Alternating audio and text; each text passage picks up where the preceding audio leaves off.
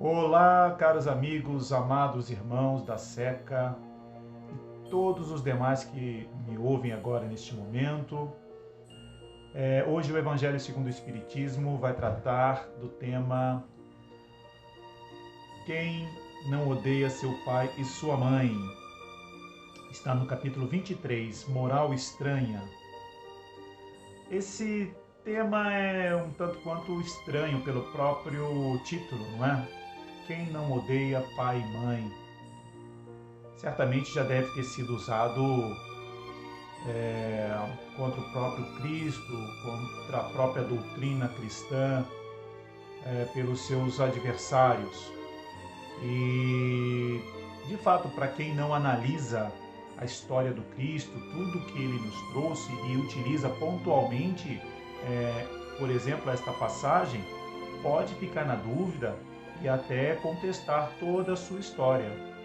Como assim odiar pais, odiar pai e mãe? Há trechos em que o próprio Cristo, segundo São João, diz que aquele que odeia sua vida neste mundo a conserva para a vida eterna. Então, este é um exemplo do uso da palavra odeia, e que se nós não entendermos como você não valoriza mais a vida terrena do que a espiritual, se você for agir dessa maneira, você não irá ser feliz. No entanto, se você acredita mais na vida espiritual que na vida terrena, sim, você já tem a vida eterna, você será feliz efetivamente. Então a palavra odeia, ela pode ser interpretada, utilizada de diversas formas. Mas vamos direto então ao tema. Odiar os pais, capítulo 23, de 1 a 3. Em Lucas está assim: odiar tudo e a todos em nome de Jesus e segui-lo levando consigo sua cruz. Vamos repetir o que está escrito em Lucas. Odiar tudo e a todos em nome de Jesus e segui-lo levando consigo sua cruz. Em Mateus: se não amar mais a Jesus que a qualquer outro, dele não é digno. Eu dei uma resumida, mas a essência é exatamente essa, tá bom? Então são passagens em que Jesus, segundo Lucas e Mateus, utilizou a expressão odiar.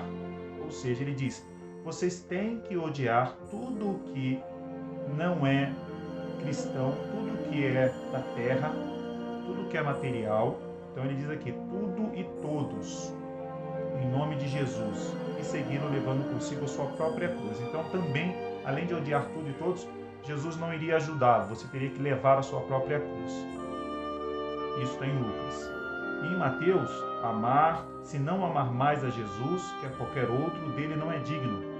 Olha só, um exemplo também de arrogância, de vaidade de Jesus. Agora, como eu digo sempre, analise as pessoas pela essência, não pelas suas atitudes, não pela sua situação momentânea, por aquilo que ela falou num momento específico.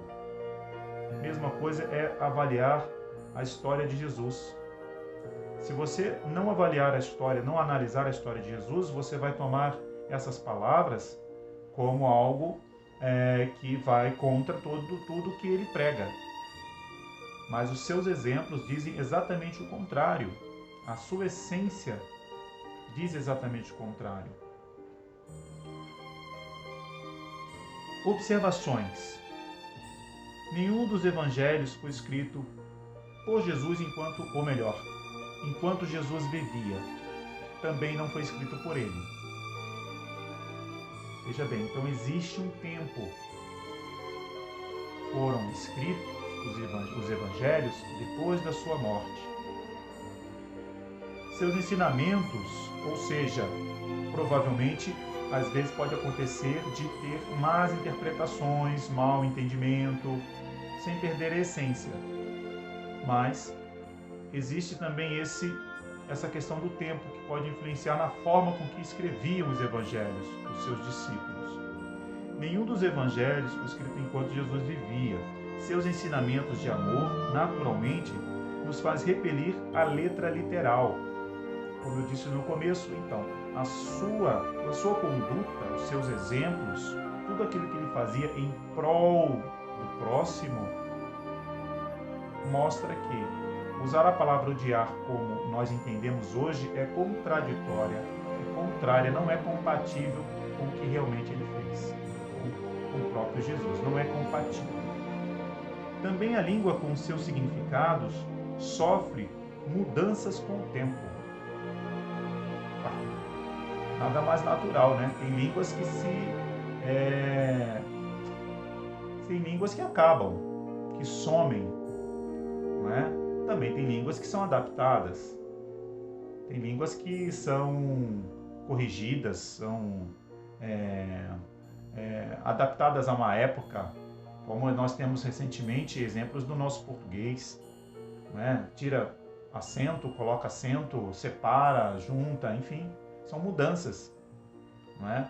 Como podem acontecer com qualquer outra língua, principalmente as línguas que não eram ricas, não é? As línguas que não eram ricas em variação, né? Uma mesma palavra significava muitas coisas. Então, é muito provável que essas línguas tenham sofrido e sofreram mudanças com o tempo. Vamos lá, então, também a língua com seus significados sofre mudanças com o tempo. Ou qualquer erro de escrita pode comprometer sua proposta real. De fato, se você colocar um acento na letra E, por exemplo, na letra E, não é? Ele muda completamente o significado. E com a proposta de ser mais. É com a proposta de ser afirmação. Então, qualquer erro na escrita pode fazer com que mude o significado de todo um contexto. Tá certo? Faz sentido? Então, vamos lá. Bom, então isso faz com que se mude aí o fundo das ideias, ou seja, seriam mal interpretadas, como mostram inúmeros fatos históricos que não cabe aqui a gente mencionar, mas pesquisando a gente consegue encontrar sim, tá bom? Mas aí, no Evangelho nós temos alguns exemplos do termo odiar, como falei no começo, não é? Em São João, aquele que odeia sua vida neste mundo a conserva para a vida eterna. Faz sentido você odiar a vida atual? Não faz sentido. Então o que ele quis dizer com isso? Ele quis dizer que você não deve amar mais a vida terrena do que a vida espiritual, que é a verdadeira vida. Entende? Então é isso. Continuando. Devido à pobreza, falamos no começo também da língua hebraica, com a mesma palavra expressamos muitas ideias. Bom, nós já falamos a respeito, não precisamos voltar no assunto. Mas eu peguei alguns exemplos em português. Um deles foi a letra E e a letra E com acento. Com acento ela tem um significado, sem acento ela tem outro significado. Então, um bom exemplo. Mas vamos lá. Do nosso português, a palavra manga, que tem no mínimo 2 significados. Manga de camisa e manga fruta, para nós. Então vamos numa frase. Pegou sua manga e rasgou com os dentes. E aí? Ele pode ter pego sua manga da camisa e rasgado com os dentes, como a gente vê nas novelas, nos filmes, né? Um acesso de raiva, a pessoa vai lá e rasga a manga da camisa com raiva, enfim. Mas ele pode ter pego sua manga, fruta, e rasgou-a com os dentes para saboreá-la. Olha, nós temos 2 ideias completamente diferentes, com as mesmas palavras, não só manga, mas que nos trazem diversos significados. Outro, dentes. Eram 6 dentes que plantou. Como assim? Pode ser dente de alho. Pode ter plantado seus dentes mordendo alguém. Plantou seus dentes em outra pessoa. Eram 6 dentes que plantou. Dentes, se você falar a palavra dente, você imagina dente da boca. Mas como assim plantou? Então, pode ser um dente diário. Então você também tem um exemplo muito claro, não é? Do uso de uma mesma palavra com vários significados. Quer mais um? Bateu forte em sua cabeça até que enterrou na madeira. Uma palavra com uma pessoa que está desequilibrada emocionalmente, bate, a gente já vê inúmeros casos desses, pessoas batem a cabeça até quebrar a madeira ou quebra a própria cabeça, não é? Enfim, é um exemplo muito dramático, mas você pode pensar no prego. Bateu forte em sua cabeça até que enterrou na madeira. Bateu num prego até que ele entrou. Existem muitos. Existe o sentido inverso. Fulano, isto aqui é seu. Quem recebe diz: não faz isso comigo. Um gesto de: poxa vida, você quer me matar de emoção, não é? Afinal de contas, eu estou muito agradecido por isso. Mas olha só a palavra que ele utilizou: não faz isso comigo. Poxa, como assim não faz isso comigo? Isso aqui é seu, eu estou te dando um presente, não é? Isso aqui é seu, estou te dando. E a outra pessoa que recebe: não faz isso comigo. Então, dependendo da forma como captam essa mensagem, né, não faz isso comigo, vai entender que está pedindo para que não faça algo de mal com ele. Mas, no entanto, a pessoa está ganhando um presente. Então, esses são alguns exemplos simples. Até peço desculpas se eu cometi algum equívoco, mas eu acho que eles mostram um pouco do que de fato pode acontecer sem que necessariamente haja influência da história, não é? Numa questão momentânea, você pode ter interpretações diferentes do mesmo assunto. Então nós precisamos ficar muito atento, não é, à interpretação daquilo que nós lemos. Este é um apelo do Evangelho para que as pessoas possam lembrar que Jesus, em toda a sua história, mesmo desde criança, já dava sinais de sua elevação, que era um espírito diferenciado, era um espírito especial, não porque Deus o fez especial, porque ele se tornou especial. Mérito seu. Deus não faz diferença entre seus filhos, não cria seres especiais. Mas Jesus desde cedo já mostrava toda a sua evolução, toda a sua conexão com o plano espiritual, todo o seu amor pela humanidade. Ele já demonstrava toda a sua capacidade intelectual, porque acreditava na divina misericórdia, em toda a possibilidade que Deus nos concede de realizar, e todo o seu amor por nós. Então, é incompatível nós utilizarmos, atribuirmos a Jesus uma palavra que não venha carregada de amor, mesmo que pareçam absurdas, né? Como a palavra odiar. Se nós utilizarmos hoje a palavra odiar para fazer essa interpretação, vai por água abaixo tudo que Jesus nos mostrou. Espera aí um pouquinho, ele estaria sendo incoerente com tudo que ele nos ensinou, com todos os seus exemplos. Como ele pode uma hora falar de amar o próximo e numa outra falar odiar seu pai, sua mãe, odiar seus irmãos? Tem uma passagem que diz que Jesus, quando adentrou uma caverna para poder fazer um sermão para os seus seguidores,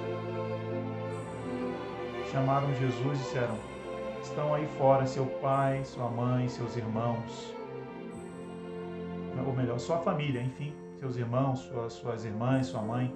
E ele então pergunta, mas quem é meu pai? Quem é minha mãe? Quem são meus irmãos? Um gesto que muitos interpretariam, caramba, como assim? Mestre, como assim? A tua família, teu sangue. Mas o que Jesus quis dizer com isso? Que diante de Deus, todos nós, todos vocês que estão me ouvindo aqui agora, também são meus irmãos.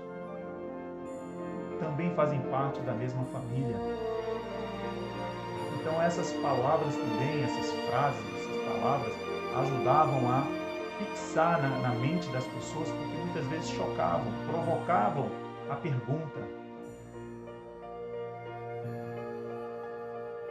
Por que Jesus diz também na parábola do óbolo da viúva que ela deu quase nada para contribuir com as obras da igreja, as obras sociais? Quase nada. Deu aquilo que ela pouco tinha.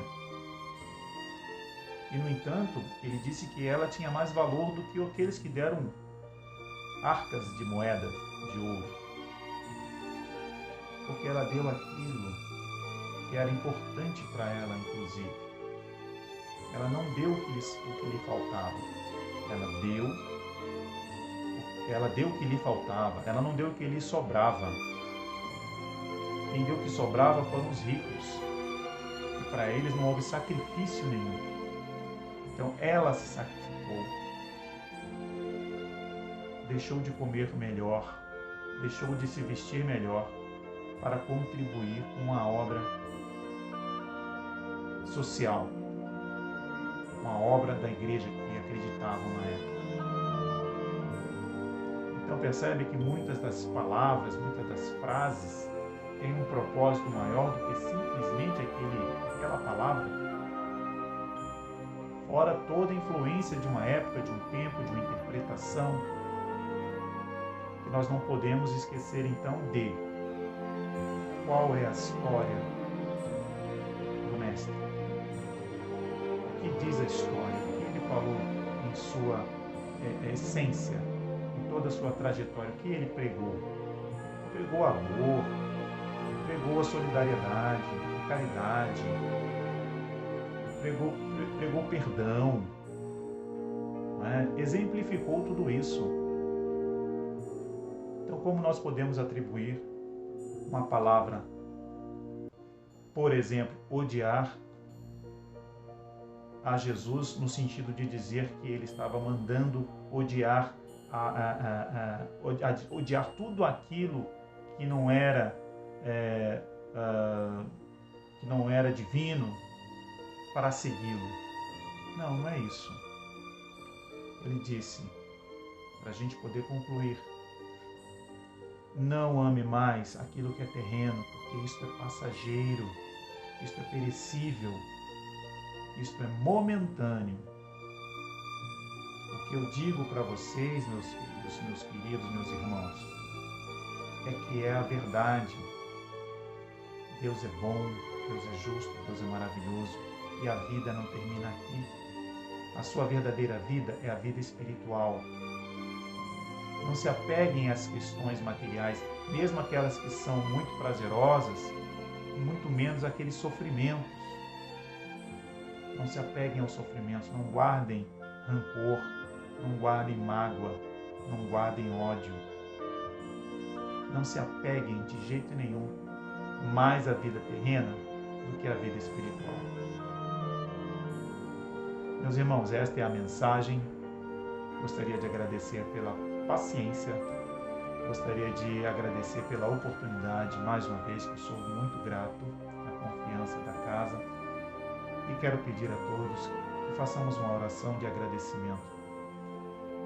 Façamos uma oração pedindo a proteção divina para todos nós e a nossa resignação para esse momento que nós vivemos. Que levemos nossos pensamentos a Deus. Quem quiser pode fechar os olhos. Agradecemos, Senhor, por esses breves momentos de reflexão. Sabemos que a tua história, Senhor, é muito completa, muito complexa e ao mesmo tempo muito simples.